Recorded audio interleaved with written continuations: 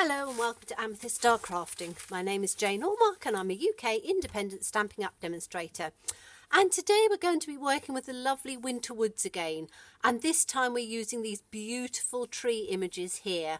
They are absolutely gorgeous, and we're going to use the sentiment again, but we're going to be taking off this season and just making it thinking of you.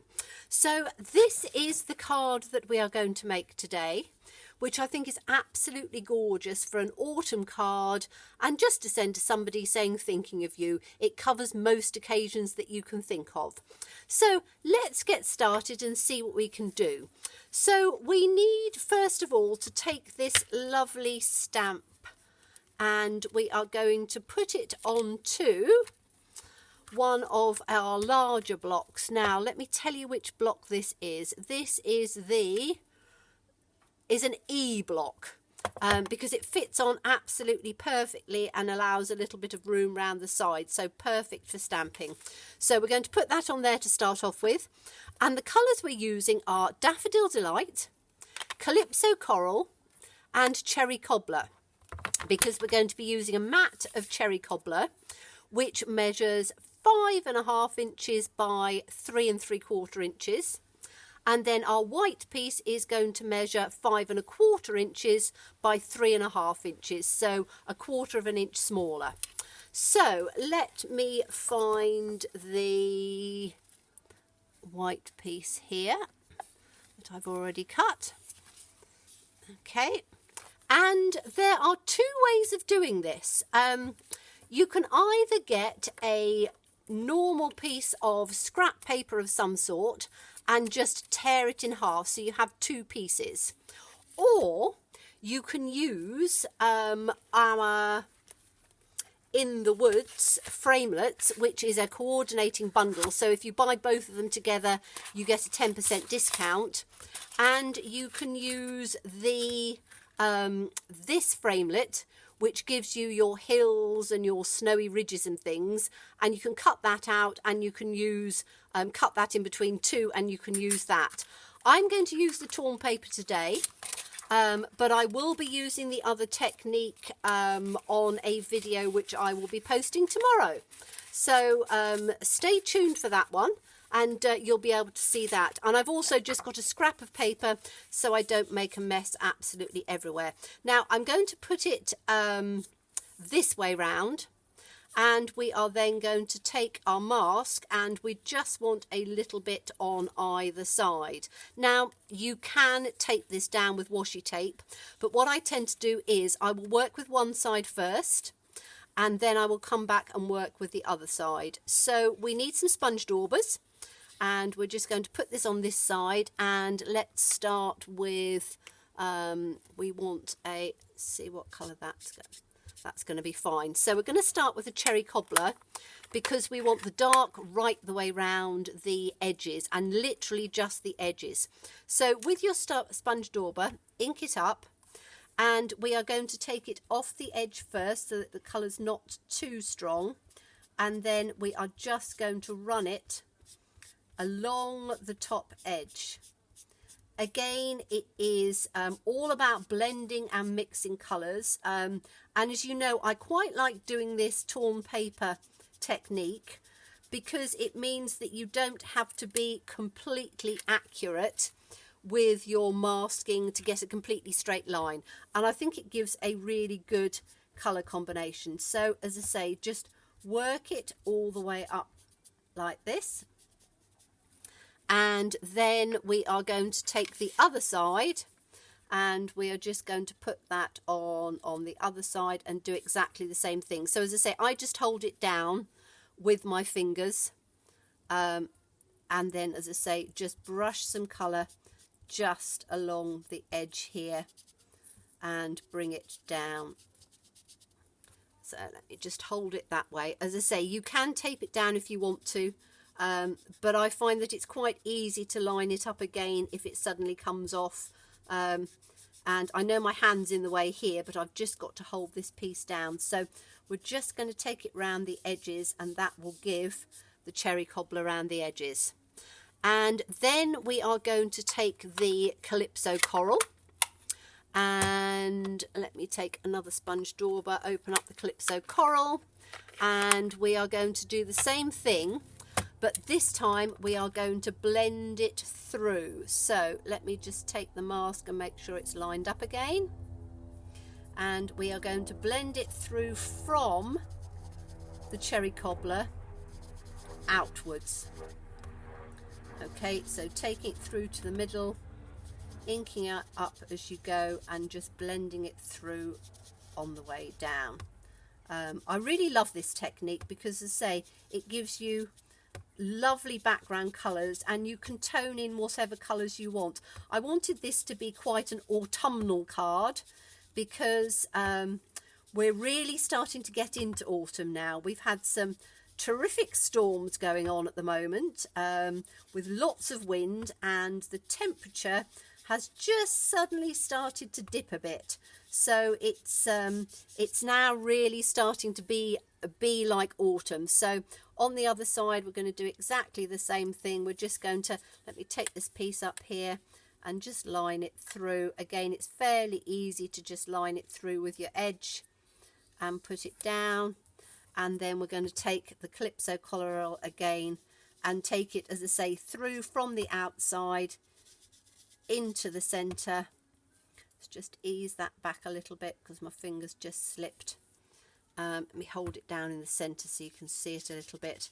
So as I say, just taking it across each time, and it gives a lovely background. When we take it off, you'll be able to see that you've got the dark on the edge, which really sort of holds it all together, and then you've got your light coming through in the middle. So again, we're just going to take it right the way down to the bottom, move it across, and you've got this sort of lovely two tones moving in together. Right, now we are going to take the Daffodil Delight, and I haven't got an extra sponge dauber on this one, so I'm just going to rub this one off a bit so we don't have too much of it on there, and use the Daffodil Delight. And now it's a matter of blending the whole lot through and into the centre. So let's take this outside piece again, and we're just going to line it up where we wanted it.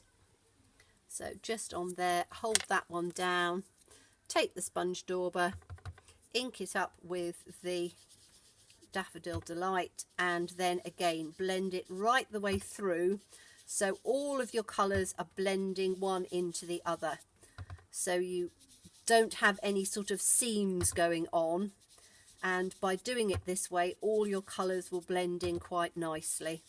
So we're going to take it right sort of into the centre here, and you've got these lovely tones running from your yellows into your oranges into the red right on the side.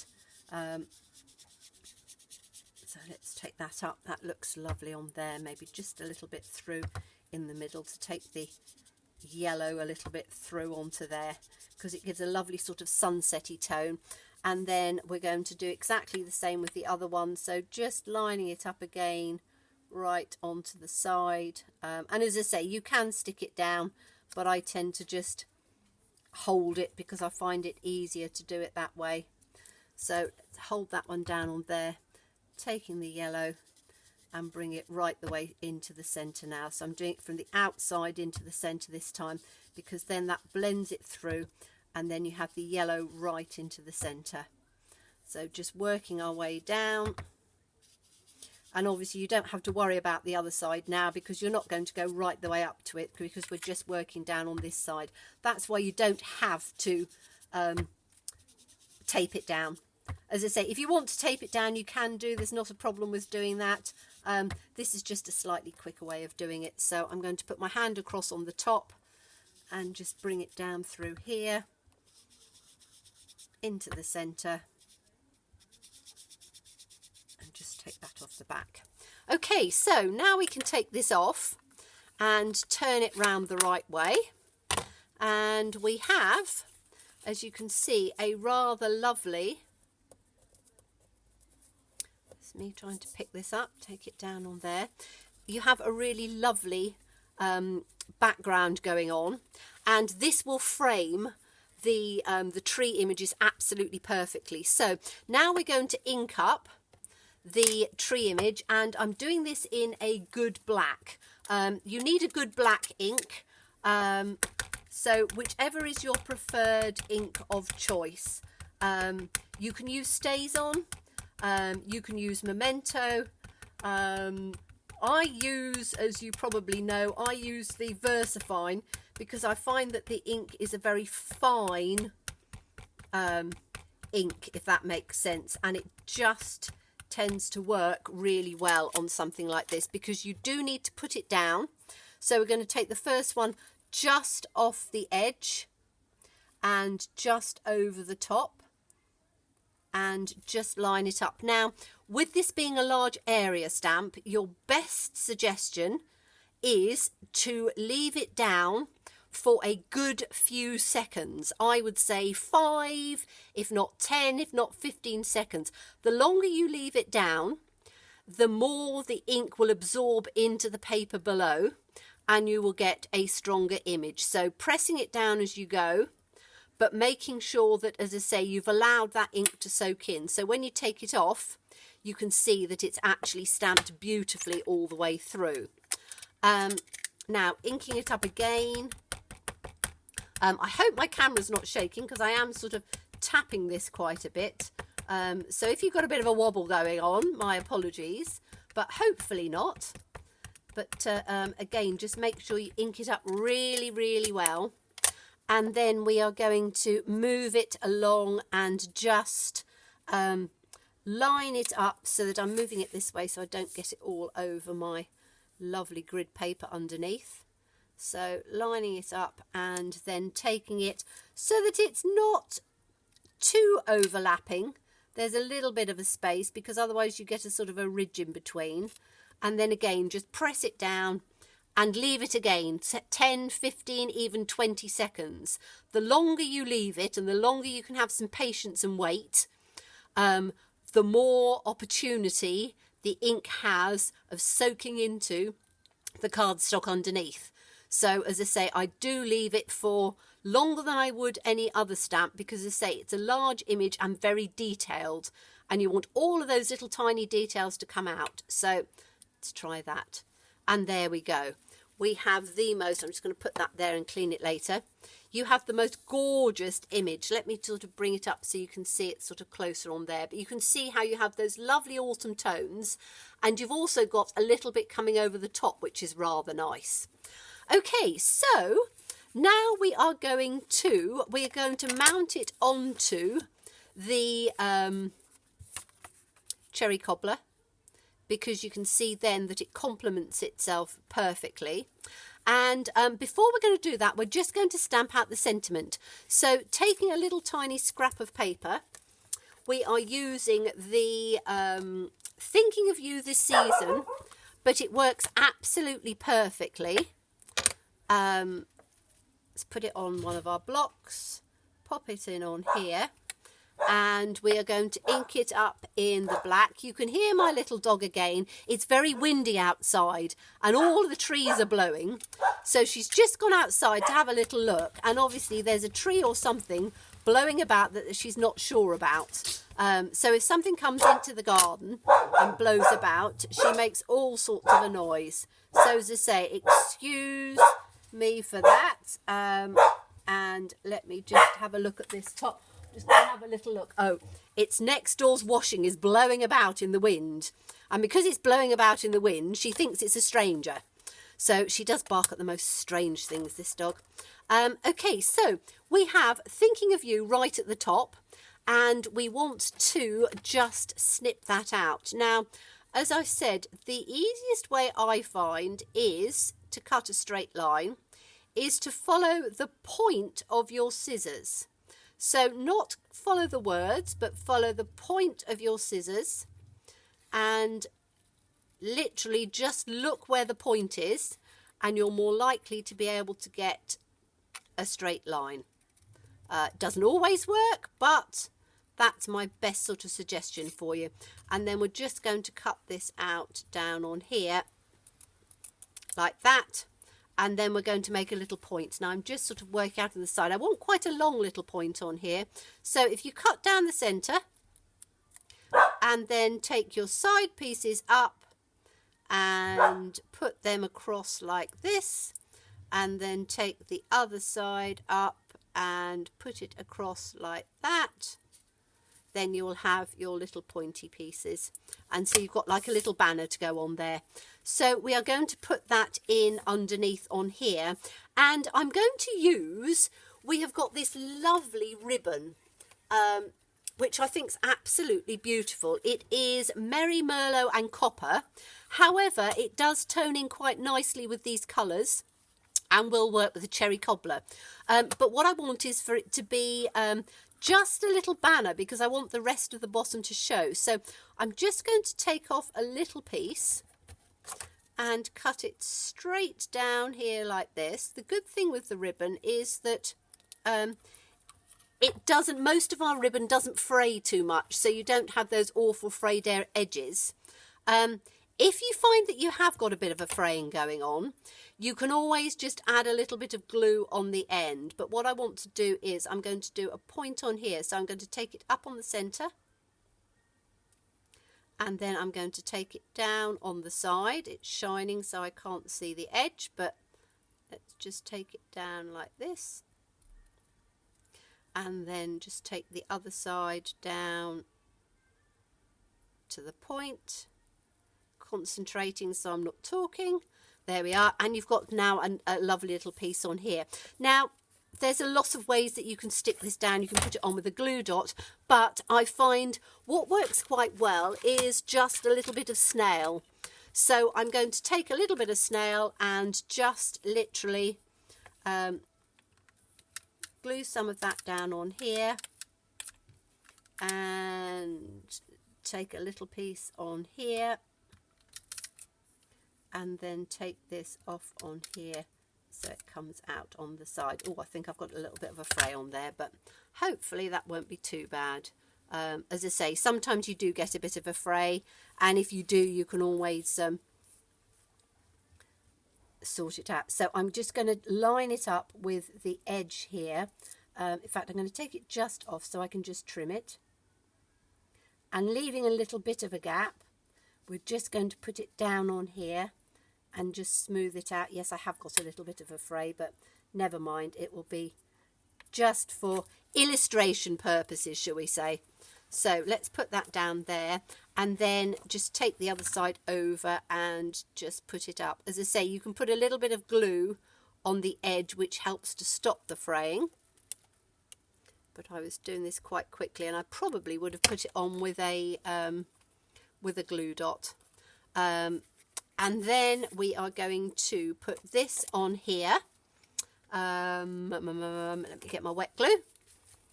And I'm shaking it again, because if you remember yesterday I said that my glue was almost at the end. And let me have a look and see. Are we at the end? Do we need to get another one out? Probably not. I can feel that there's a little bit in there still. So I'm going to take it out. Oh, shake it. Is there any left? Is there any left? I think there should be. It's colder today, so it doesn't come out as quickly.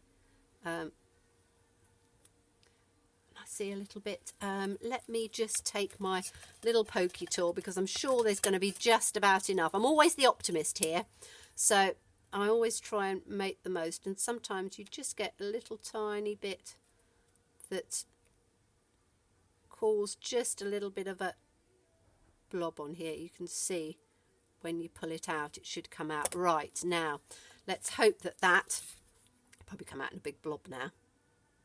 Is it? Here it comes. It is going to come out in a big blob in a minute. Let's pull that little piece that's just stuck in the top on there. Oh, patience, patience, patience. It's going to come out in a great big blob any minute now. Let's take this piece on here. It's quite funny. It's sort of plasticated sometimes. So take that in. Give that a good old whirl around. Here we go. Told you there was a little bit more. As I say, I'm very much waste not, want not with my glue. So I always try and just, you can always tell that it comes to the top right at the end. Or maybe it is at the end of it.